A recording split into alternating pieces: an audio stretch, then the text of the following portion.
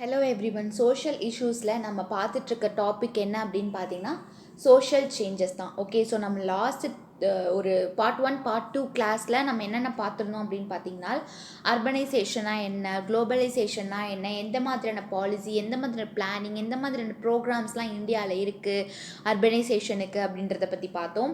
அதே மாதிரி வயலன்ஸோடைய இம்பேக்ட் என்னவாக இருக்குது சொசைட்டியில் அப்படின்றத பற்றியும் பார்த்தோம். அதே மாதிரி ரிலீஜியஸ் வயலன்ஸ்னால் என்ன அப்படின்றத பற்றி பார்த்தோம். ஓகே, ஸோ நம்மளோட கடைசி டாபிக் என்ன அப்படின்னு பார்த்தீங்கன்னா கம்யூனல் வயலன்ஸ் அப்படின்னா என்னணும் அப்படின்றத பற்றி பார்த்தோம். ஓகே, ஸோ நம்ம இந்த கிளாஸில் என்ன டாபிக் பார்க்க போகிறோம் அப்படின்னு பார்த்தீங்கன்னா டெரரிசம் தான். ஓகே, ஸோ நம்ம ஆல்ரெடி டெரரிசம்னா என்ன, கம்யூனல் வயலன்ஸ்னால் என்ன அப்படின்றத பற்றி நம்ம பார்த்தோம். ஸோ கம்யூனல் வயலன்ஸ் மீன்ஸ் வகுப்புவாத வன்முறைன்னு சொல்லுவாங்க. ஓகே, டெரரிசம் மீன்ஸ் தீவிரவாதம் அப்படின்னு சொல்லுவாங்க. ஓகேவா, தீவிரவாதம் இல்லாட்டி பயங்கரவாதம் இந்த மாதிரியான அர்த்தங்கள்லாம் உண்டு.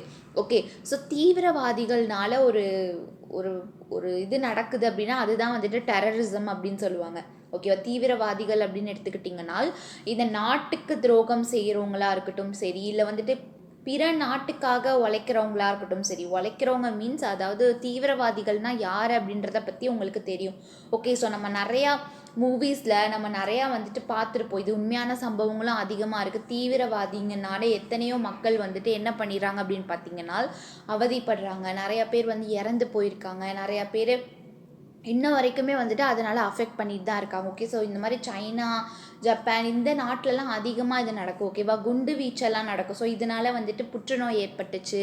ஸோ கல்லீரலில் பிரச்சனைகள், ஏகப்பட்ட பிரச்சனைகள் வந்துட்டு இருந்துச்சு. ஓகே, ஸோ ஏதாச்சும் ஒரு நாடு ரொம்ப பலகீனமாக இருக்குது எக்கனாமிக் வைஸாகவும் சரி, இல்லை அவங்கக்கிட்ட எந்த ஒரு எக்யூப்மெண்ட்ஸும் இல்லை அப்படின்னாலும் சரி.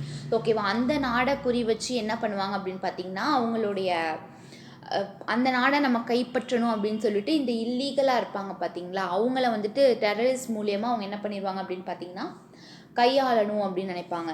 ஓகே, ஸோ இன்னும் சொல்ல போனால் டெரரிசம் அப்படின்னு பார்த்தீங்கன்னா ஹைஜாக்ஸ் பண்ணிடுவாங்க. ஃப்ளைட்டாக இருக்கட்டும் சரி, இல்லை ஏதோ ஒரு ஷாப்பிங் மாலாக இருக்கட்டும் சரி. ஓகே, ஸோ இந்த மாதிரிலாம் பப்ளிக் பீப்புள்ஸை கடத்தி வச்சுட்டு என்ன பண்ணுவாங்க அப்படின்னு பார்த்தீங்கன்னா கவர்மெண்ட்டுக்கிட்ட இருந்து ஏகப்பட்ட பணமாக இருக்கட்டும் சரி, இல்லை பெரிய தீவிரவாதிகளை பிடிச்சி வச்சுட்டு விடுங்க, அவங்களுடைய தேவைகளை பூர்த்தி செய்ய பப்ளிக்ஸை யூஸ் பண்ணிப்பாங்க. ஓகே, இதுதான் டெரரிசம். அதாவது கவர்மெண்ட்டுக்கு எதிராக, நாட்டுக்கு எதிரான ஒரு செயலை ஒரு குரூப் பண்ணுது அப்படின்னா அதுதான் டெரரிசம் அப்படின்னு சொல்லுவாங்க. ஓகே, ஸோ அதுதான் பார்க்கலாம். Terrorism by definition is always a crime. Okay, பயங்கரவாதம் அப்படின்னு சொல்கிறாங்க. க்ரைம்னா ஒரு தப்பான செயல், ஒரு முறைகேடான ஒரு செயல்னு கூட சொல்லலாம். But it can also be a strategy in a வார்.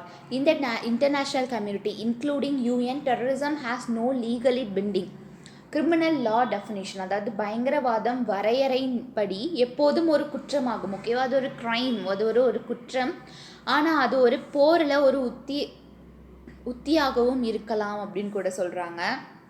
சர்வதேச சமூகத்தில் ஐநா உட்பட பயங்கரவாதத்திற்கு சட்டப்பூர்வ குற்றவியல் சட்ட வரையறை இதுவரையும் இல்லை அப்படின்னு கூட சொல்கிறாங்க.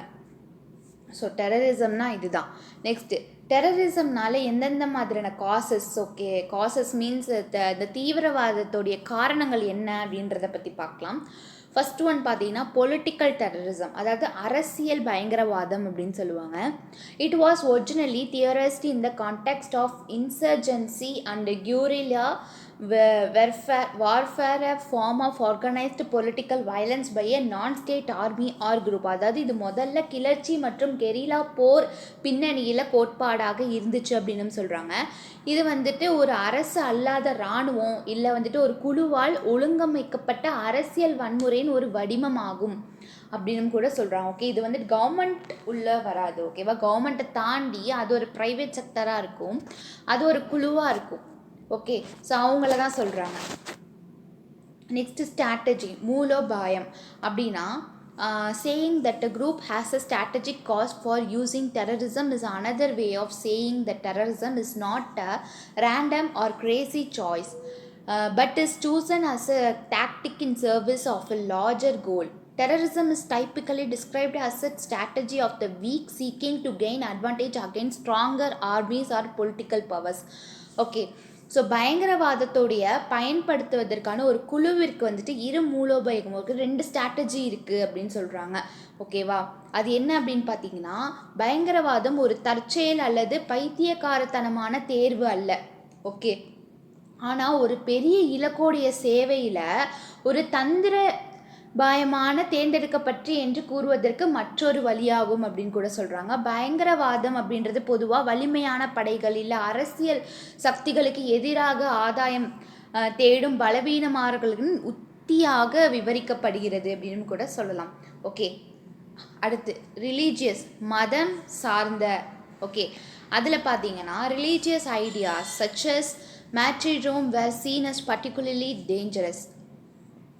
However, as thoughtful studies and commentators have repeatedly pointed out, such groups use selectively interpret and exploit religious concepts and texts to support terrorism. Religions themselves do not cause terrorism. Okay, தியாகம் போன்ற மத கருத்துக்கள் குறிப்பாக ஆபத்தானவையாக காணப்பட்டன அப்படின்னு கூட சொல்கிறாங்க. இருந்தாலும் சிந்தனைமிக்க ஆய்வுகள் மற்றும் வர்ணனையாளர்கள் மீண்டும் மீண்டும் சுட்டி காட்டியுள்ளபடி இத்தகைய குழுக்கள் பயங்கரவாதத்தை ஆதரிக்க மத கருத்துக்கள் மற்றும் நூல்களை தேர்ந்தெடுத்து பயன்படுத்துகின்றன.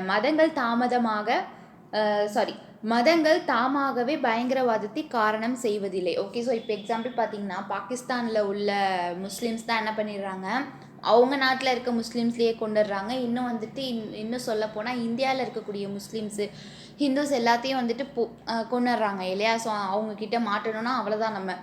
ஓகே, அப்படி ஒரு இதில் இருக்குது. பட் நம்மளுடைய நாடுன்னு எடுத்துக்கிட்டிங்கன்னா அந்த பாகிஸ்தான்காரவங்களை பார்த்தா ஒரு பயம் இருக்கும். ஓகே, ஸோ என்ன பண்ணிடுறாங்க, அதாவது பாகிஸ்தானில் இருக்கக்கூடிய முஸ்லீம்ஸ் தான் வந்துட்டு என்ன பண்ணிடுறாங்க அப்படின்னு பார்த்தீங்கன்னா தப்பாக ஒரு டெரரிசமாக இருக்காங்க. பட் இந்தியாவில் இருக்க முஸ்லீமுக்கும் அவங்களுக்கும் எந்த ஒரு சம்மந்தமே இல்லை. ஸோ அப்படி இருக்கும்போது இவங்க பண்ணுற ஒரு செயல்னால மத வழியில், ஸோ இவங்களும் முஸ்லீம் தானே, இவங்களும் வந்துட்டு அதர் ஸ்டேட்லேருந்து தானே வந்திருக்காங்க, அப்போ இவங்களுமே வந்துட்டு டெரரிசம் தானே அப்படின்னு சொல்லிட்டு இந்தியாவில் இருக்கக்கூடிய முஸ்லீம்ஸில் என்ன பண்ணிடுறாங்க, சந்தேகப்படுற மாதிரி ஆக்கிடுறாங்க. ஓகே, ஸோ இப்படி இருக்கும்போது என்ன ஆகுது அப்படின்னு பார்த்தீங்கன்னா தன்னுடைய நாட்டுக்குள்ளேயே பிரச்சனைகள் அதிகமாக வந்துட்டுருக்கு. ஓகே, இது வந்துட்டு ஒரு மோசமான ஒரு நிலையை தான் குறிக்கும்னு சொல்லலாம். அடுத்து சோஷியோ எக்கனாமிக், சமூக பொருளாதாரம். Okay, socio economic explanation of terrorism suggests that various forms of deprivation drive people to terrorism, or that they are more susceptible to recruitment by organization using terrorist tactics. Poverty, lack of education, or lack of political freedom are few example. Okay, so பயங்கரவாதத்தோடைய சமூக பொருளாதார விளக்கங்களை பற்றி சொல்கிறாங்க. பல்வேறு வகையான இழப்புகள் மக்களை பயங்கரவாதத்திற்கு தூண்டுகின்றன. ஓகே, ஸோ இப்போ வந்துட்டு ஒரு நாட்டில் குறிப்பிட்டவங்களுக்கு எதுவுமே கிடைக்கல, உணவு கிடைக்கல, உணவு பற்றாக்குறையாக இருக்குது, அதே மாதிரி படிப்பு இல்லை, அதே மாதிரி அவங்களுக்கு தேவையான கவர்மெண்ட் என்ன பண்ணணுமோ அது எதுவுமே பண்ணாமல் இருக்காங்க. ஸோ அப்படி இருக்கும்போது என்ன ஆகுது அப்படின்னு பார்த்தா கவர்மெண்ட்டே மிரட்டி காசு வாங்கி இந்த மாதிரியான ஒரு டெரரிசம் குரூப் இருப்பாங்க. ஓகே, ஸோ டெரரிசம் அப்படின்னு சொல்ல போனால் அது வந்துட்டு இன்னொரு பார்ட் பார்த்தீங்க அப்படின்னு பார்த்தீங்கன்னா என்னதான் அவங்க பயங்கரவாதிகளாக இருந்தாலும் அவங்களுக்கு பின்னாடி ஏதோ ஒரு தேவைகள் இருக்கும். ஓகே, சில பேர் வந்துட்டு ரொம்ப கல் மனசாக இருப்பாங்க, ஸோ கொன்றணும் அப்படின்றது தான் பார்த்துட்ருப்பாங்க.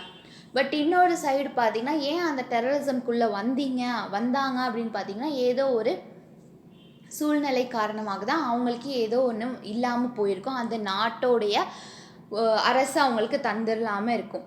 ஓகே, ஸோ இதில் வந்து பார்த்தீங்கன்னா அவங்களுக்கு பாவர்ட்டி, வறுமைனால, அதே மாதிரி எஜுகேஷன் கிடைக்காததுனால, அதே மாதிரி பொலிட்டிக்கல் ஃப்ரீடம் இல்லாததுனால இது மாதிரி ஏகப்பட்ட பிரச்சனைகள் பொருளாதார ரீதியாக அவங்களுக்கு நடக்கிறனால இந்த டெரரிசமில் வந்துட்டு இன்வால்வ் ஆகிறதுக்கான அதிகப்படியான வாய்ப்புகள் இருக்குது அப்படின்னு கூட சொல்லலாம். அடுத்து பயங்கரவாதத்தால் என்ன பிரச்சனைகள் எழுகின்றன. ஓகேவா, டெரரிசம் அப்படின்ற ஒரு இஷ்யூஸ்னால எந்தெந்த மாதிரியான ப்ராப்ளம்ஸ்லாம் க்ரியேட் ஆகுது அப்படின்றத பற்றி பார்க்கலாம்.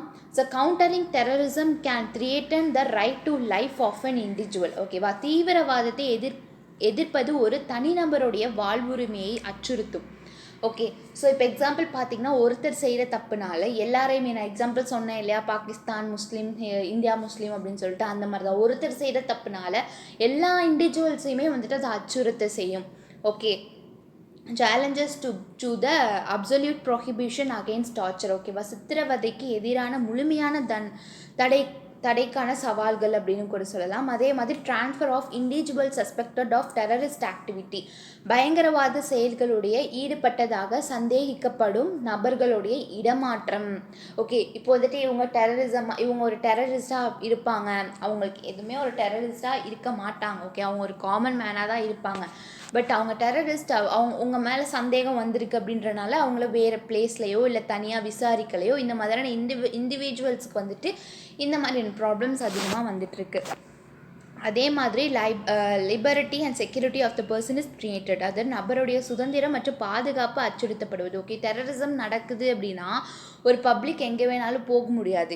ஓகே, இப்போ எக்ஸாம்பிள் சொல்லப்போனால் இன்டர்நேஷ்னல் ஃப்ளைட்டாக இருக்கட்டும் சரி, ட்ரெயினாக இருக்கட்டும் சரி, ஏன் மிகப்பெரிய ஷாப்பிங் மாலாக இருக்கட்டும் சரி, இந்த இடத்துலலாம் வந்து பப்ளிக் பிளேஸ்லேயே டெரரிசமோட அட்டாக்ஸ் இவ்வளோ நடக்குது அப்படின்னு பார்த்தீங்கன்னா அப்போ அவங்களுக்கு ஒரு சுதந்திரமாகவோ இல்லை ஒரு செக்யூரிட்டியாகவோ இருக்காது. அந்த ஜோனில் அவங்க இருக்க மாட்டாங்க. எப்பயுமே வந்துட்டு எப்பயுமே வந்துட்டு அவங்க ஒரு பயத்தோடே தான் வாழ வேண்டிய ஒரு சூழ்நிலைக்கு பப்ளிக்ஸ் எல்லாரும் தள்ளப்பட்டுறாங்க. அடுத்து பார்த்தீங்கன்னா due process and the right to a fair trial of the suspect get stacked, அதாவது உரிய நடைமுறை மற்றும் சந்தேக நபர்களுடைய நியாயமான விசாரணைக்கான உரிமை ஆகியவை பணயம் வைக்கப்படுகின்றன.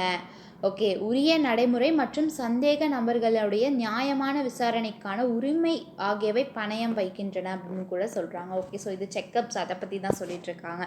ஒருத்தவங்க மேலே சந்தேகம் அப்படின்றதுனால அவங்களுடைய டீட்டெயில்ஸ் தேவையில்லாமல் அரசாங்கம் பார்க்குறது, ஸோ இதெல்லாம் வந்துட்டு அவங்களுக்கு வந்துட்டு அவங்களே ஒரு பணயம் வைக்கிற மாதிரி தானே. ஸோ அடுத்து பாருங்கள், surveillance, data protection and the right to privacy is at risk due to terrorist activities, அதாவது பயங்கரவாத நடவடிக்கைகளால் கண்காணிப்பு, தரவு பாதுகாப்பு மற்றும் தனியுரிமைக்கான உரிமை ஆகியவை ஆபத்தில் உள்ளன அப்படின்னு கூட சொல்கிறாங்க.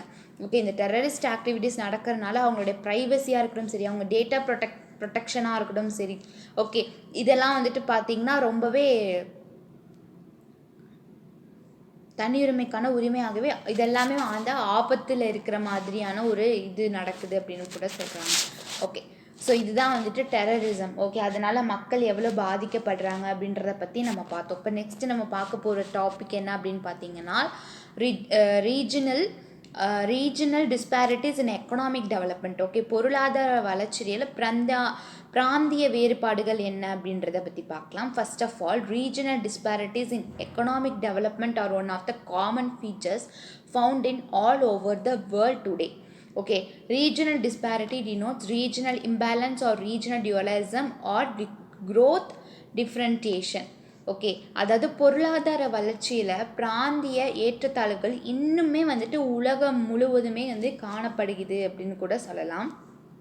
ஓகே, பிராந்திய ஏற்றத்தாழ்வு என்பது பிராந்திய ஏற்றத்தாழ்வுகள் அல்லது பிராந்திய இருமைவாதம் அல்லது வளர்ச்சி வேறுபாட்டை குறிக்கிறது அப்படின்னு கூட சொல்லலாம். ஓகேவா, ரீஜனல் டிஸ்பாரிட்டிஸ் மீன்ஸ் அதுதான் லைக் ரிலீஜியன் வைஸாக ஏற்றத்தாழ்வு இந்த மாதிரியான விஷயங்களை சொல்கிறாங்க. அடுத்து பாருங்கள், regional disparities refers to difference in economic development and uneven economic achievement in different geographical regions. அதாவது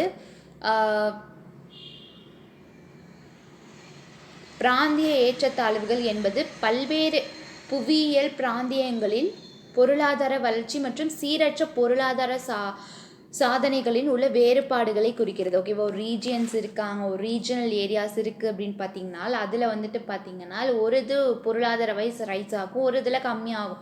ஸோ இதில் வந்துட்டு ஏற்றத்தாழ்வு இருக்குது இல்லையா, அதை தான் வந்து சொல்கிறாங்க. அடுத்து the coexistence of relatively developed and economically depressed states and even regions within each state is known as regional imbalance. அதாவது ஒப்பீட்டு அளவில் வளர்ச்சி அடைந்த மற்றும் பொருளாதார ரீதியாக ஓகேவா எக்கனாமிக்ஸ் வைஸாக தாழ்த்தப்பட்ட மாநிலங்கள் மற்றும் ஒவ்வொரு மாநிலத்திலும் உள்ள பிராந்தியங்கள் ஓகேவா சகவாழ்வு பிராந்திய ஏற்றத்தாழ்வு என்று அழைக்கப்படுகிறது. அதாவது இம்பேலன்ஸ் ஆஃப் ரீஜனல் இம்பேலன்ஸ் அப்படின்ற மாதிரி சொல்கிறாங்க. Next, many countries are characterized by significant regional disparities in economic performance and living standard as reflected in income, education or health outcomes. Okay, பல நாடுகளில் பொருளாதார செயல்திறன் அதிகமாக பார்த்திங்கன்னா வாழ்க்கையோட தரங்களை குறிப்பிடத்தக்க பிராந்திய ஏற்றத்தாழ்வுகளாக வகைப்படுத்திக்குது அப்படின்னு சொல்கிறாங்க. எது அப்படின்னு பார்த்தீங்கன்னா அவங்களுடைய இப்போ ரீஜனல் டிஸ்பாரிட்டிஸ் இருக்குது அப்படின்னு பார்த்தீங்கன்னா கம்பேர் எதை வச்சு பண்ணுவாங்க, இன்கம் வச்சு பண்ணுவாங்க, எஜுகேஷனை வச்சு பண்ணுவாங்க. ஓகே, ஸோ இன்னும் சொல்ல போனால் ஹெல்த் அவுட்கம்ஸ் இதை பற்றெல்லாம் வந்துட்டு சுகாதார ஹெல்த் கேர்ஸ் இதெல்லாம் வச்சு பண்ணும்போது அவங்களுக்கு என்ன ஆகுது அப்படின்னு பார்த்தீங்கன்னா லைக் ஏற்றத்தாழ்வுகள் வந்துட்டுருக்கு. Okay, regional disparities. அதே மாதிரி regional disparities in the development of regions of a country many slow the growth of entire national income. ஓகேவா, ஒரு நாட்டோடைய பிராந்தியங்களுடைய வளர்ச்சியில் உள்ள பிராந்திய ஏற்றத்தாழ்வுகள் முழு தேசிய பொருளாதாரத்தின் வளர்ச்சியும் குறைக்கலாம். அதாவது இப்போ ஒரு நாடு இருக்குது அப்படின்னு பார்த்தீங்கன்னா அதில் ஒரு குறிப்பிட்ட ரீஜியன்ஸில் மட்டும் இருக்காது. ஓகே, ஸோ எல்லா மாநிலங்களுமே ஒரே மாதிரி இருக்குமா, ஒரே மாதிரி வளர்ச்சி அடைஞ்சிட்ருக்குமான்லாம் இல்லை. ஓகே, ஒரு சில இதில் வந்துட்டு அதோடைய வளர்ச்சி இல்லை. ஸோ அப்படி இருக்கும்போது என்ன ஆகும் அப்படின்னு பார்த்தீங்கன்னா இப்போ ஒரு இது தாழ்த்தப்பட்டாலுமே ஓகே அதுலேருந்து எக்கனாமிக் வைஸ் நேஷ்னல் இன்கமும் கம்மியாக தான் ஆகும். ஓகே, நேஷ்னல் எக்கனாமியும் கம்மியாக தான் ஆகும் அப்படின்ற மாதிரி சொல்கிறாங்க. ஓகே, அதாவது நாடு அப்படின்னா அந்த நாட்டில் எல்லாமே சமமாக இருந்தால் மட்டும்தான் நேஷ்னல் எக்கனாமி அதிகமாக வளர்ச்சி அடையும். இதுவே ஒரு ரீஜியன்ஸில் மட்டும் அந்த மாதிரி எதுவும் இல்லை, மித்த ரீஜியன்ஸில் இருக்குது அப்படி கம்பேர் பண்ணும்போது அப்பயுமே வந்துட்டு பின்தங்கிய ஒரு நாடாக தான் இருக்கும். அதே மாதிரி the British industrialised preferred to concentrate their activities mostly on metropolitan cities like Calcutta, then Bombay and Chennai etcetera as compared to the other cities of a country. அதாவது பிரிட்டிஷ் மொழி, அதாவது பிரிட்டிஷ் தொழிலதிபர் நாட்டோடைய மற்ற நகரங்களோடைய ஒப்பிடும்போது கல்கத்தா, பம்பாய் இதை வந்துட்டு மும்பைன்னு கூட சொல்லுவாங்க, அப்புறம் சென்னை போன்ற பெருநகரங்களில் தங்களுடைய செயல்பாடுகளை பெரும்பாலும் கவனம் செலுத்த விரும்புகிறார். ஓகே, ஸோ இப்போ எக்ஸாம்பிள் சொல்ல போனால் இப்போ ஒரு இண்டஸ்ட்ரியே வருது. ஓகே, ஒரு கார்ப்பரேட் இண்டஸ்ட்ரியே வருது. ஓகே, ஸோ அது வந்து எங்கே இருக்கும், மும்பையில் இருக்கும். தென் வந்துட்டு பார்த்திங்கன்னா கொல்கட்டா இந்த மாதிரியான ஏரியாஸ். இன்னும் நம்ம தமிழ்நாடுன்னு எடுத்துக்கிட்டோன்னா நம்ம சவுத்துன்னு பார்த்திங்கன்னா நம்மளுக்கு சென்னை. ஓகே, ஸோ அப்போ இந்த மாதிரி டெவலப்டு சிட்டிஸில் தான் வந்துட்டு இந்த மாதிரியான விஷயங்கள் நடக்கும். எதனால அப்படின்னு பார்த்திங்கன்னா அப்போ தான் வந்துட்டு இன்னும் வளர்ச்சி அடையும் அப்படின்ற ஒரு காரணத்துக்காக. ஓகே, ஸோ அதாவது ஏதோ ஒரு இண்டஸ்ட்ரி வைக்கணும். அதாவது இப்போ இன்ஃபர்மேஷன் டெக்னாலஜியே பார்த்திங்கன்னா பெங்களூரில் இருக்கும், அதே மாதிரி மும்பைஸில் இருக்கும், சென்னையில் இருக்கும். ஓகே, ஸோ இன்னும் சொல்லப்போனால் கோயம்புத்தூர் இந்த மாதிரி ஏரியாஸில் ஃபெசிலிட்டிஸ் அதிகமாக இருக்கும். ஓகே, ஏன் அப்படின்னு பார்த்தீங்கன்னா இதில் தான் வந்துட்டு சீக்கிரமாக வளர்ச்சி அடையும் அப்படின்றது. ஓகே, ஒரு வளர்ச்சி அடைந்த ஒரு ரீஜியனில் நம்மளுடைய ஒரு கம்பெனியையோ இல்லை ஏதோ ஒரு இதை வந்துட்டு நம்ம ஸ்டார்ட் பண்ணோம் அப்படின்னு பார்த்திங்கன்னா அது இன்னும் வளர்ச்சி அடைஞ்சிட்டே தான் இருக்கும். ஓகே, இன்னும் வந்துட்டு வளராத ஒரு கண்ட்ரி, ஓகேவா, ஒரு அன்டெவலப்டு சிட்டியில் வந்துட்டு நம்ம இந்த மாதிரி பெரிய கம்பெனி ஆரம்பித்தோம் அப்படின்னு பார்த்திங்கன்னா அங்கே உள்ள பீப்புள்ஸ் என்னவா இருப்பாங்க, அன்எஜுகேட்டடாக இருப்பாங்க, அவங்களுக்கு அந்தளவுக்கு நாலேஜ் இருக்காது. ஓகே, ஸோ அதனால தான் இந்த மாதிரி கம்பேர் பண்ணுறாங்க. Next, need for balanced regional development. ஓகேவா, சமச்சீர் பிராந்திய வளர்ச்சிக்கான தேவைகள் என்ன அப்படின்றத பற்றி பார்க்கலாம். ஓகேவா, அதாவது ரீஜனல் பேலன்ஸ் பண்ணுறதுக்கான எந்த மாதிரியான நடவடிக்கைகள், எந்த மாதிரியான இதெல்லாம் நம்ம பண்ணணும் அப்படின்றத பற்றி பார்க்கலாம். First one, within democratic polity growth and prosperity must exhibit regional balance. அதாவது ஜனநாயக அரசியலுக்குள் வளர்ச்சியும் செழுமையும் பிராந்திய சமநிலையை வெளிப்படுத்த வேண்டும். ஓகேவா, ஒரு பிராந்திய அதாவது ரீஜனல் பேலன்ஸு அதாவது பாலிட்டியாக இருக்கட்டும் சரி, க்ரோத்தாக இருக்கட்டும் சரி, ப்ராஸ்பெரிட்டியாக இருக்கட்டும் சரி, எல்லா விஷயத்துலையுமே ஒரு ரீஜனலாக பேலன்ஸ்டாக இருக்கணும். அது ரொம்பவே முக்கியம் அப்படின்றாங்க. Next one, India is subdivided into 29 state differing in terms of other productivity potential and the type of industry they can support. The realization of that potential holds the key to increasing the competitiveness of the nation as a whole. அதாவது இந்தியாவில் வந்துட்டு 29 மாநிலங்களாக பிரிக்கப்படுது. Okay, அதில் உற்பத்தி திறன் அப்புறம் அவங்களுடைய ஆதரிக்கக்கூடிய தொழில் வகையாகவற்றையுடைய அடிப்படையில் வேறுபடுது அப்படின்னு கூட சொல்லலாங்க. ஓகே, ஸோ இப்போ பார்த்தீங்கன்னா இப்போ சென்னை ஒரு டெவலப்டு சிட்டிஸாக இருக்காங்க, மெட்ரோ வந்துருச்சு. இன்னும் அதுக்கு கீழே வந்து பார்த்திங்கன்னா இப்போ லைக் கோயம்புத்தூருமே ஓகே. பட் இந்த சைடு பார்த்தீங்கன்னா திருச்சியோட கம்பேர் பண்ணும்போது சென்னை வந்துட்டு பெருசு தான். ஓகே, அதே மாதிரி புதுக்கோட்டை, காரைக்குடி இந்த மாதிரியான ஏரியாஸ்லாம் இன்னும் டெவலப் ஆகாத ஒரு ஏரியாஸாக தான் இருக்குது. ஓகே, அதை தான் வந்து சொல்கிறாங்க. அவங்களுடைய திறனை உணர்ந்து கொள்வது ஒட்டுமொத்த தேசத்துடைய போட்டித்தன்மையை அதிகரிப்பதற்கான திறவுகோலை கொண்டுள்ளது அப்படின்னு கூட சொல்கிறாங்க. Next, regional disparity in development causes challenges like violent conflicts, unplanned and haphazard migration. Example, insurgency in northeast and left-wing extremism in large parts of central and eastern state of India. Okay, வளர்ச்சியில் பிராந்திய ஏற்றத்தாழ்வு, வன்முறை வந்துட்டு மோதல்கள் வந்து பார்த்திங்கன்னா திட்டமிட்டப்படாத மற்றும் இடையூறான இடம்பெயர்வு போன்ற சவால்களை வந்துட்டு ஏற்படுத்துகிறது அப்படின்னு சொல்கிறாங்க. எக்ஸாம்பிள் பார்த்திங்கன்னா இந்தியாவில் மத்திய மற்றும் கிழக்கு மாநிலங்களில் பெரும்பகுதிகளில் வடகிழக்கு மற்றும் இடதுசாரி தீவிரவாதத்தால் கிளர்ச்சி அப்படின்னு கூட சொல்கிறாங்க. Next, the sustainability of the growth rate and the goal of the country to achieve its development target will be difficult to meet unless India develops as an integrated whole of regional competency. அதாவது பிராந்திய திறனுடைய ஒருங்கிணைக்கப்பட்ட ஒட்டுமொத்த இந்திய வளர்ச்சி அடையாத வரையில் வளர்ச்சி விகிதத்தின் நிலைத்தன்மை மற்றும் அதன் வளர்ச்சி இலக்கை அடைவதற்கான நாட்டின் இலக்கை அடைவது கடினமாக இருக்கும் அப்படின்னு சொல்கிறாங்க. அதாவது நம்மளுடைய நாட்டில் என்ன கோளாறாக இருக்குது அதை நம்ம சரி செஞ்சால் மட்டும்தான் இன்னும் வளர்ச்சி அடைய முடியும். அதுவே கண்டுபிடிக்காமல் எல்லாமே வந்துட்டு ஈவனாக இருக்கணும் அப்படின்னு பார்த்தீங்கன்னா கண்டிப்பாக முடியாது. ஏதோ ஒரு ப்ராப்ளம்ஸ் வருது அப்படின்னு பார்த்தீங்கன்னா அதில் கண்டிப்பாக ஏதோ ஒன்று இருக்கும். ஓகே, அதை சரி பண்ணிவிட்டு நீங்கள் இன்னும் முயற்சி பண்ணிங்கன்னா எல்லா 29 ஸ்டேட்ஸ் இருக்குன்னா அந்த 29 ஸ்டேட்ஸ்லையுமே என்ன ஆகும் அப்படின்னு பார்த்தீங்கன்னா ஒரே மாதிரி இருக்கும். நேஷ்னல் எக்கனாமியும் நல்லா க்ரோத்தில் போயிட்டுருக்கும். நெக்ஸ்ட்டு, ரீஜனல் டிஸ்பாரிட்டிஸோடைய காரணங்கள் என்ன, அதாவது பிராந்திய ஏற்றத்தாழ்வுக்கான காரணங்கள் என்னென்ன அப்படின்றத பற்றி பார்க்கலாம். First one, historical factors. Okay, so வரலாற்று காரணி அப்படின்னு சொல்லுவாங்க. The British government and the industrialists developed only those regions of the country which possess rich potential for prosperous manufacturing and trading activities. Okay, British அரசாங்கமும் தொழிலதிபர்களுக்கு நாட்டின் வளமான உற்பத்தி மற்றும் வர்த்தக நடவடிக்கைகளுக்கு வளமான ஆற்றலை கொண்ட பகுதிகளை மட்டுமே உருவாக்கினார். ஓகே, ஸோ இதுக்கான ரீஜனல் டிஸ்பாரிட்டிஸோட காரணம்னா இதுவும் கூட தான். ஓகே, ஸோ இப்போ வந்து பார்த்திங்கன்னா இப்போ மதராசம் அப்படின்னு சொல்லிட்டு தானே நம்மளோட சென்னையை சொல்லிட்டு இருப்போம். மதராசப்பட்டி, இந்த மாதிரி மெட்ராஸ், இந்த மாதிரி தானே வந்துட்டு இருந்துச்சு. ஸோ அப்போ பிரிட்டிஷோடைய நோக்கங்கள் என்னவா இருந்துச்சு அப்படின்னு பார்த்தீங்கன்னா சென்னையை தான் டார்கெட்டாக இருந்துச்சு. ஓகே, அங்கே தான் வந்துட்டு நிறையா உற்பத்தி, அங்கே தான் வந்துட்டு ஏற்றத்தளமான ட்ரேடிங்ஸாக இருக்கட்டும் சரி, இன்னும் வந்துட்டு மேனுஃபேக்சரிங்காக இருக்கட்டும் சரி, இன்னும் ஆட்டோமொபைல்ஸ், இந்த மாதிரி விஷயங்கள்லாம் அங்கே தான் அதிகரித்து வந்துக்கிட்டே இருந்தாங்க. ஓகே, ஸோ ஏன் அப்படின்னு பார்த்தீங்கன்னா இப்போ ஈவனாக எல்லா ஸ்டேட்ஸ்லேயுமே இருந்துச்சு அப்படின்னு எல்லா ஸ்டேட்லேயுமே இருக்குது அப்படின்னு பார்த்தீங்கன்னா ஈவனாக இருந்திருக்கு. பட் பிரிட்டிஷ் ஹிஸ்டாரிக்கலாக வரலாற்றில் முந்தையத்தில் பார்த்தீங்கன்னா இப்போ ஒரு குறிப்பிட்ட டெவலப்டு சிட்டிஸில் மட்டும் அவங்களுடைய தேவைகளை, அவங்களுடைய வளர்ச்சியை கொண்டு போயிட்டாங்க. ஓகே, ஸோ அதனால இது ஒரு காரணமாக இருக்கும் அப்படின்னு கூட சொல்கிறாங்க. நெக்ஸ்ட், ஜியோகிராஃபிக்கல் ஃபேக்டர்ஸ், புவியியல் காரணிகள் என்ன அப்படின்றத பற்றி பார்க்கலாம்.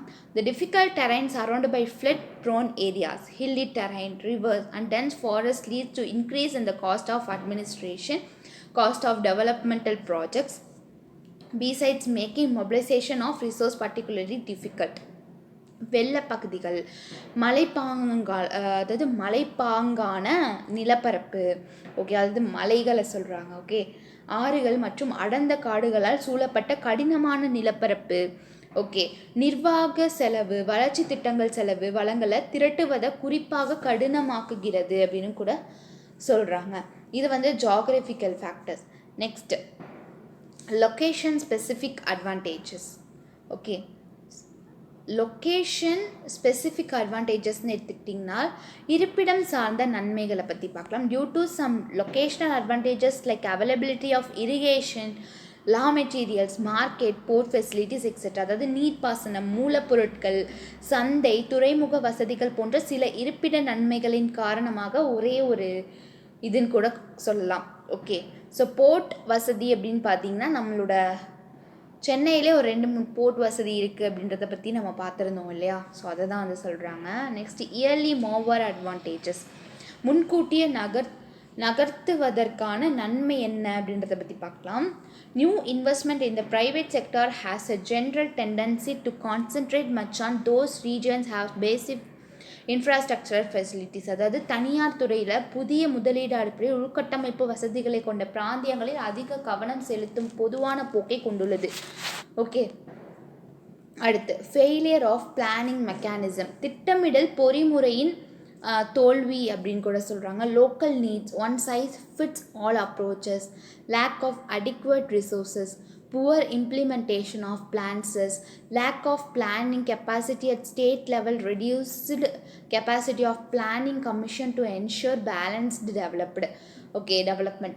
உள்ளூர் தேவைகள்னு எடுத்துக்கிட்டிங்கன்னா ஒரு அளவு அனைத்து அணுகுமுறைகளுக்கும் பொருந்தும் அப்படின்னு கூட சொல்கிறாங்க. பொதுவாக போதுமான ஆதாரங்கள் இல்லாததுனாலையோ, திட்டங்கள் வந்துட்டு மோசமாக செயல்படுறதுனாலையோ, மாநில அளவில் வந்துட்டு அந்த திட்டமிடல் திறன் இல்லாததுனாலையோ சமச்சீர் வளர்ச்சியை வந்துட்டு உறுதி செய்வதற்கான ஒரு திட்ட கமிஷனின் திறன் குறைக்கப்பட்டுச்சு. ஓகே, ஸோ இந்த மாதிரியான விஷயங்கள்லாம் அங்கே கம்மியாக நடக்கிறதுனால இந்த மாதிரியான விஷயங்கள் அதிகமாக இல்லை அப்படின்னு கூட சொல்கிறாங்க. அடுத்து restricted success of green revolution, பசுமை புரட்சியுடைய தடை செய்யப்பட்ட வெற்றி என்ன அப்படின்றத பற்றி பார்க்கலாம். Green revolution improved the agriculture sector to a considerable extent through the adoption of new agriculture strategy of high yielding variety seeds, assured irrigation, provision of technical know-how etc. அதாவது அதிக மகசூல் தரக்கூடிய பல்வேறு விதைகளாக இருக்கட்டும் சரி, உறுதியான நீர்ப்பாசனம், தொழில்நுட்ப அறிவை வழங்குதல் போன்ற புதிய விவசாய உத்திகளை பின்பற்றுவதற்கான மூலம் வந்துட்டு பசுமை புரட்சி விவசாயத்துறையை கணிசமான அளவிற்கு மேம்படுத்தியது அப்படின்னு கூட சொல்கிறாங்க. Next law and order problem. ஓகேவா, சட்டம் ஒழுங்கு பிரச்சனை பற்றி பார்க்கலாம். Extremist violence, law and order problem etc. have been obstructing the flow of investment into backward regions, besides making flight of capital from backward states. அதாவது தீவிரவாத வன்முறை, சட்டம் ஒழுங்கு பிரச்சனை போன்றவையெல்லாம் வந்துட்டு பின்தங்கிய மாநிலங்களில் இருந்து தான் மூலத்தனத்தை என்ன பண்ணுறாங்க அப்படின்னு பார்த்தீங்கன்னா, ஸோ இந்த மாதிரியான பின்தங்கிய பகுதிகளில் முதலீடுகள் வருவதை தடுக்கின்றன அப்படின்னு கூட சொல்கிறாங்க. ஓகே, அடுத்து இன்ட்ரா ரீஜனல் டிஸ்பாரிட்டி, அதாவது உள் பிராந்திய வேறுபாடு என்ன அப்படின்றத பற்றி பார்க்கலாம். And important aspect of regional disparities in India is the significant level of disparities which exist within the different states. அதாவது இந்தியாவில் உள்ள பிராந்திய ஏற்றத்தாழ்வுகளுடைய ஒரு முக்கியமான அம்சம் வந்துட்டு வெவ்வேறு மாநிலங்களுக்குள் இருக்கும் குறிப்பிட்டத்தக்க அளவிலான ஏற்றத்தாழ்வுகள் ஆகும் அப்படின்னு கூட சொல்கிறாங்க. ஃபார் எக்ஸாம்பிளுக்கு வித்ரபா இன் மகாராஷ்டிராவில் இருக்கக்கூடிய விர்தபா, அப்புறம் குஜராத்தில் இருக்கக்கூடிய ஸ்ராஸ்ரத்ரா அப்படின்ற ஒரு ஊர். ஓகே, அடுத்து demand for and creation of some of the state in the past in the wake of popular agitation was based on perceived neglect of certain backward region in some of the bigger states such as creation of Andhra Pradesh, Gujarat in the 50s and the creation of Punjab, Haryana and Himachal Pradesh in 60s அப்படின்னு கூட சொல்கிறாங்க. அதாவது 50கள், அதாவது 50s. Okay, Andhra பிரதேசம் மற்றும் குஜராத்தில் உருவாக்குதல் மற்றும் பஞ்சாப், ஹரியானாவை வந்துட்டு உருவாக்குதல் போன்ற சில பெரிய மாநிலங்களில் சில பின்தங்கிய பகுதிகளை வந்துட்டு புறக்கணிக்கப்பட்டதன் அடிப்படையில் கடந்த காலங்களில் மக்கள் கிளர்ச்சியோடைய பின்னணியில் வந்துட்டு சில மாநிலங்களுக்கான கோரிக்கையை மற்றும் உருவாக்கும் அடிப்படையாக இருந்துச்சு அப்படின்னு கூட சொல்கிறாங்க. அது வந்துட்டு அதாவது 60s வந்துட்டு இமாச்சல் பிரதேசம் அப்படின்னு கூட சொல்கிறாங்க. அதாவது அப்பயும் வந்துட்டு 60s வந்துட்டு இமாச்சல் பிரதேஷ் வந்து இன்னும் அதிகமாக வளர்ச்சி அடைஞ்சது அப்படின்னு கூட சொல்கிறாங்க. ஓகே, அடுத்து in each state specific reason exist for backwards of regions within the state. Example, the major cause of backwardness of Vidarbha and Marathwada in Maharashtra and northern Karnataka in the scarcity of water. அதாவது ஒவ்வொரு மாநிலத்திலையும் மாநிலங்களுக்கு உள்ள ஒரு regions இருக்கும் பார்த்தியா, backward regions, அது வந்து தன்மைக்கு குறிப்பிட்ட காரணங்கள் இருக்குது அப்படின்னு கூட சொல்கிறாங்க. எடுத்துக்காட்டாக மகாராஷ்டிரா மற்றும் வடக்கு கர்நாடகாவில் உள்ள வித்ரபா மற்றும் மராத்வாடாவுடைய பின்தங்கிய நிலைக்கு தண்ணீர் பற்றாக்குறையே ஒரு முக்கியமான காரணம் அப்படின்னு கூட சொல்கிறாங்க. Next government interventions to reduce regional disparities. ஓகேவா, பிராந்திய வேறுபாடுகளை குறைக்க அரசாங்கத்தோடைய இன்டர்வென்ஷன்ஸ், அதாவது எந்த மாதிரிலாம் வந்துட்டு மேற்கொண்டாங்க, அவங்களுடைய தலையீடுகள் என்ன அப்படின்றத பற்றி பார்க்கலாம். First one, higher resources transfer from the centre to the backward state வியா. அதாவது மையத்தில் இருந்து பின்தங்கிய மாநிலங்களுக்கு உயர்பல பரிமாற்றம் செஞ்சாங்க. அது என்ன அப்படின்றத பற்றி பார்க்கலாம். Planning commission before 2014 mainly in the form of plan transfers. ஓகேவா, பிளானிங் கமிஷன் 2014க்கு முன்னாடி ஒரு முக்கியமான திட்டப்பட்ட பரிமாற்ற வடிவில் வந்து மாற்றினாங்க. அதே மாதிரி ஃபினான்ஸ் கமிஷன் இந்த ஃபார்ம் ஆஃப் நான் plan transfers in 1969 is a special category status was introduced which was in operation till 13th Finance Commission in provider greater percentage of grants to such state from center. ஓகேவா, திட்டமில்லாத இடமாற்றங்களுடைய வடிவத்தில் நிதி ஆயோக் 1969 முதல் ஒரு சிறப்பு வகையில் அந்தஸ்து அறிமுகப்படுத்தப்பட்டுச்சு. இது வந்துட்டு 13வது நிதி ஆணையம் வரை செயல்பாட்டில் இருந்துச்சு அப்படின்னு கூட சொல்கிறாங்க. அத்தகைய மாநிலங்களுக்கு மையத்தில் இருந்து அதிக சதவீத மானியங்களை வழங்குகிறது அப்படின்னு கூட சொன்னாங்க. அப்படிலாம் வந்துட்டு முறை பண்ணியிருக்காங்க. The large weight given to the income distance by 14th Finance Commission is an important step towards plugging the gaps in per capita income between states. அதாவது 14வது நிதி கமிஷன் மூலமாக வருமான தூரம் கொடுக்கப்பட்ட பெரிய எடை வந்துட்டு மாநிலங்களுக்கு இடையே தனிநபர் வருமானத்தை உள்ள இடைவேளிகளை வந்துட்டு அடைப்பதற்கான ஒரு முக்கியமான படியாகும் அப்படின்னு கூட சொல்கிறாங்க. நெக்ஸ்ட், டெவலப்மெண்டல் ப்ரோக்ராம்ஸ் என்ன அப்படின்றத பற்றி பார்க்கலாம். வளர்ச்சி திட்டங்கள்லாம் என்ன அப்படின்றத பற்றி பார்க்கலாம். ரீஜனல் டிஸ்பாரிட்டிஸில் programs of agriculture, community development program, drought prone areas program, then irrigation and power transport and communication and social services aimed at providing basic facilities and services to people in all regions. அதாவது விவசாய திட்டங்கள், அப்புறம் சமூக மேம்பாட்டு திட்டம், வறட்சியால் பாதிக்கப்பட்ட பகுதிகளில் அதுக்கான திட்டம், அப்புறம் நீர்ப்பாசனம் மற்றும் மின்சாரம், போக்குவரத்து, அப்புறம் தகவல் தொடர்பு, சமூக சேவைகள், அனைத்து பிராந்தியங்களிலும் உள்ள மக்களுக்கு அடிப்படை வசதிகள் மற்றும் சேவைகளை வழங்குவதோடைய நோக்கமாக இருந்தாங்க. Okay, government. அடுத்து, provision of facilities in areas which lag behind industrially. அதாவது தொழில்துறையில் பின்தங்கிய பகுதிகளில் வந்துட்டு அவங்களுக்கு வசதிகளை ஏற்படுத்தி கொடுத்தாங்க. ஓகே, இந்த மாதிரியான டெவலப்மெண்ட்ஸ் எல்லாமே கவர்மெண்ட் பண்ணியிருக்காங்க. Next, river valley projects and multi purpose projects. Example, Narmada dam for dry parts of Gujarat and Madhya Pradesh proposed Betwa inter river link project for Bundelkhand region etcetera. அதாவது நதி பள்ளத்தாக்கு திட்டங்கள் மற்றும் பல்நோக்கு திட்டங்கள். எடுத்துக்காட்டாக குஜராத் மற்றும் மத்திய பிரதேசத்துடைய வறண்ட பகுதிகளுக்கான நர்மதா அணை இல்லை புந்தேல்கண்ட் பகுதிக்கான கென் பெட்வா நிதிகளை இணைக்கும் ஒரு திட்டம் போன்றவை அப்படின்னு கூட சொல்கிறாங்க. Next, programs for the expansion of village and small industry. Okay, கிராமம் மற்றும் சிறு தொழில்களை விரிவுபடுத்துறதுக்கான திட்டங்கள் என்ன அப்படின்றத பற்றி பார்க்கலாம். First one, village and small industries are spread all over the country and various forms of assistance provided by the central and state government are made available in the areas according to programs undertaken. ஓகேவா, கிராமம் மற்றும் தொழில்கள் நாடு முழுவதும் பரவி உள்ள மற்றும் மத்திய மற்றும் மாநில அரசுகளால் வழங்கப்படும் பல்வேறு வகையான உதவிகளை மேற்கொள்ளப்பட்ட திட்டங்களின்படி பகுதிகள் வந்துட்டு கிடைக்கின்றன அப்படின்னு கூட சொல்கிறாங்க. Next, diffusion of industrial activity and infrastructure. தொழில்துறை செயல்பாடுகளும் அதோடைய உள்கட்டமைப்புடைய பரவல் என்ன அப்படின்றத பற்றி பார்க்கலாம். இந்த location of public sector projects, the claims of relatively backward areas have been kept in view wherever this could be done without giving the essential technical and economic criteria. அதாவது பொதுத்துறை திட்டங்கள் இடத்துல அத்தியாவசியான தொழில்நுட்ப மற்றும் பொருளாதார அளவுகோல்களை விட்டுவிடாமல் ஒப்பீட்டளவில் பின்தங்கிய பகுதிகளுக்கு வந்துட்டு உரிமை கோரல் பார்வைகளை வைக்கப்பட்டுச்சு அப்படின்னு கூட சொல்கிறோம். நெக்ஸ்ட்டு, இந்த பேக்வர்ட் ஏரியாஸுக்கான ஸ்கீம்ஸ் என்ன மாதிரியானலாம் டெவலப் பண்ணியிருக்காங்க அப்படின்றத பற்றி பார்க்கலாம். பின்தங்கிய பகுதிகளுடைய வளர்ச்சிக்கான திட்டங்கள் அப்படின்றத பற்றி இந்த பேக்வேர்ட் ரீஜியன் கிராண்ட் ஃபண்ட் இதை வந்து ஷார்ட்டாக பிஆர்ஜிஎஃப் அப்படின்னு சொல்லுவாங்க. பின்தங்கிய பிராந்திய மாநில நிதி இல்லை மானிய நிதி. Okay, is a program implemented in 272 identify backward districts in all state of the country to redress regional imbalance in development. Okay, இந்த பிஆர்ஜிஎஃப் அப்படின்றது நாட்டுடைய அனைத்து மாநிலங்களிலும் அடையாளம் காணப்பட்ட 272 பின்தங்கிய மாவட்டங்களுடைய வளர்ச்சியுடைய பிராந்திய ஏற்றத்தாழ்வுகளை வந்துட்டு நிவர்த்தி செய்வதற்கான செயல்பட்ட ஒரு திட்டம் அப்படின்னு கூட சொல்கிறாங்க. நெக்ஸ்ட், காம்படிட்டிவ் ஃபெடரலிசம், அதாவது போட்டி கூட்டாட்சி.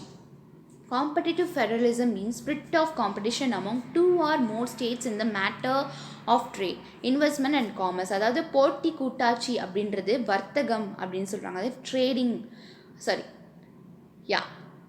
Spirit of competition among two or more trading வர்த்தகம். ஓகே, முதலீடு மற்றும் வர்த்தகம் ஆகிய விஷயங்களில் 2 அல்லது அதற்கு மேற்பட்ட மாநிலங்களுக்கு இடையே போட்டியருடைய உணர்வை குறிக்கிறது அப்படின்னு கூட சொல்கிறாங்க. Next, minority states in India. இந்தியாவில் சிறுபான்மையுடைய நிலை என்னவா இருக்குது அப்படின்றத பற்றி பார்க்கலாம். What was the petition about? Okay, so மனு வந்துட்டு எதை வந்துட்டு பற்றியது? ஓகேவா, பெட்டிஷன் அப்படின்றது எதை பற்றி அப்படின்றத பற்றி பார்க்கலாம். Petition complaints that followers of Judaism, Bahaism and Hinduism are the real minorities of Ladakh, Mizoram, Lakshadweep, Kashmir, Punjab and the north east states. அதாவது இந்த லடக், மிசோரம், லட்சத்தீவு, காஷ்மீர், பஞ்சாப், அப்புறம் வடகிழக்கு மாநிலங்களில் யூத மதம், பகாயிஸ்மம், அப்புறம் இந்து மதத்தை வந்துட்டு பின்பற்றுபவர்களை வந்துட்டு உண்மையான சிறுபான்மையினர் என்று மனு புகார் கூறுகிறது அப்படின்னு கூட சொல்கிறாங்க. அடுத்து, however they cannot establish and administer educational institution of their choice because of the non-identification of minority at the state level. அதாவது இருந்தாலும் மாநில அளவில் சிறுபான்மையர் அப்படின்றது அடையாளம் காணப்படாததுனால அவங்களுடைய விரும்பும் கல்வி நிறுவனங்கள் வந்துட்டு நிர்வகிக்க முடியாது அப்படின்னு கூட சொல்கிறாங்க. Next, religious community such as Hindus here are socially, economically, politically non-dominant and numerically inferior several states. அதாவது இங்குள்ள இந்துக்கள் வந்து இந்தியாவில் இருக்கக்கூடிய இந்துக்கள் போன்ற மத சமூகங்கள் பல மாநிலங்களில் வந்துட்டு சமூக, பொருளாதார, அரசியல் ஆதிக்கம் இல்லாத மற்றும் எண்ணிக்கையில் தாழ்ந்த நிலையில் உள்ளாங்க அப்படின்னு கூட சொல்கிறாங்க. Next, what are the constitutional provision for minority? ஓகேவா, சிறுபான்மையருக்கான அரசியலமைப்போட விதிகள் என்ன அப்படின்றத பற்றி பார்க்கலாம். First one, article 29. ஓகே, கட்டுரை 29. It provides that any section of the citizens residing in any part of India having a distinct language, script or culture of its own shall have the right to conserve the same. அதாவது இந்தியாவில் எந்த ஒரு பகுதிகளில் வசிக்கும் குடிமக்களுடைய எந்த ஒரு பிரிவினருக்கும் தனித்துவமான மொழியோ இல்லை எழுத்தோ இல்லை கலாச்சாரமோ இருந்துச்சுன்னா அதை வந்துட்டு பாதுகாக்க உரிமையை வந்துட்டு இது கொடுக்குது. இது ஆர்டிக்கல் 29 கொடுக்குது. அவங்களுக்கு சட்டம் வந்துட்டு அனுமதி கொடுக்குது அப்படின்னு சொல்கிறாங்க. அதே மாதிரி grants protection to both religious minorities as well as linguistic minorities. அதாவது இது சிறுபான்மையருடைய இல்லை மொழி சிறுபான்மையினுடைய பாதுகாப்பை வழங்குது அப்படின்னு கூட சொல்லலாம். Next, article 30. Okay, all minorities shall have the right to establish and administrate education institution of choice. அதாவது அனைத்து சிறுபான்மையினுடைய தங்கள் விருப்பமான கல்வி நிறுவனங்களுக்கு நிர்வகிக்கவும் உரிமை இருக்குது அப்படின்னு சொல்லிட்டு ஆர்டிக்கல் 30 அறிவிச்சிருக்காங்க. நெக்ஸ்ட்டு, அதே மாதிரி அந்த ஆர்டிக்கல் 30க்கு கீழே உள்ள பாதுகாப்பு சிறுபான்மையிற்கு மட்டுமே, மத அல்லது மொழியியல் மற்றும் எந்த ஒரு குடிமக்களுக்கும் கட்டுரை 29 கீழ் நீட்டிக்கப்படாது அப்படின்னு கூட சொல்கிறாங்க. அடுத்து, ஆர்டிக்கல் 350B அது என்ன சொல்லுது அப்படின்னு பார்த்தீங்கன்னா, த 7th constitutional amendment act 1956 inserted this article which provides for a special offer for linguistic minorities appointment by the President of India. ஓகேவா, அது 7வது அரசியலமைப்பு திருத்தம் சட்டம் 7th கான்ஸ்டியூஷனல். ஓகே, 1952 இந்தியாவில் இந்திய குடியரசுத் தலைவரால் நியமிக்கப்பட்ட மொழி வழி சிறுபான்மையருக்கான சிறப்பு அதிகாரியை வழங்கும் இந்த கட்டுரை சேர்கிறது அப்படின்னு கூட சொல்கிறாங்க. ஓகே, அடுத்து, அரசியலமைப்பின் கீழ் மொழி வழி சிறுபான்மையருக்கு வழங்கப்பட்டுள்ள பாதுகாப்பு தொடர்பான அனைத்து விஷயங்களையும் விசாரிப்பது சிறப்பு அதிகாரியின் கடமையாகும் அப்படின்னு கூட சொல்கிறாங்க. ஓகே, ஸோ நம்ம மைனாரிட்டிஸை பற்றி பார்த்துருந்தோம் இல்லையா? ஸோ அதோட இதுதான் ஓகே சார், நம்ம வந்துட்டு சோஷியல் இஷ்யூஸ் கிளாஸில் மார்ஜினலைஸ் குரூப்ஸ், மைனாரிட்டிஸ் குரூப்ஸ்லாம் பார்த்துருந்தோம் இல்லையா? ஸோ அதில் வந்துட்டு ஆர்டிக்கல் 29, 30, 350B இதெல்லாம் ரொம்ப இம்பார்ட்டண்ட். அதெல்லாம் எந்த மாதிரியான இது அப்படின்றத நீங்கள் பார்த்துக்கோங்க. ஓகே, ஸோ நம்மளுக்கு இந்த சோஷியல் இஷ்யூஸில் சோஷியல் சேஞ்சஸோட நம்மளுக்கு இந்த டாபிக் முடியுது. ஓகே, ஸோ இதோட நம்மளுக்கு இந்த சப்ஜெக்டே ஃபினிஷ் ஆகுது.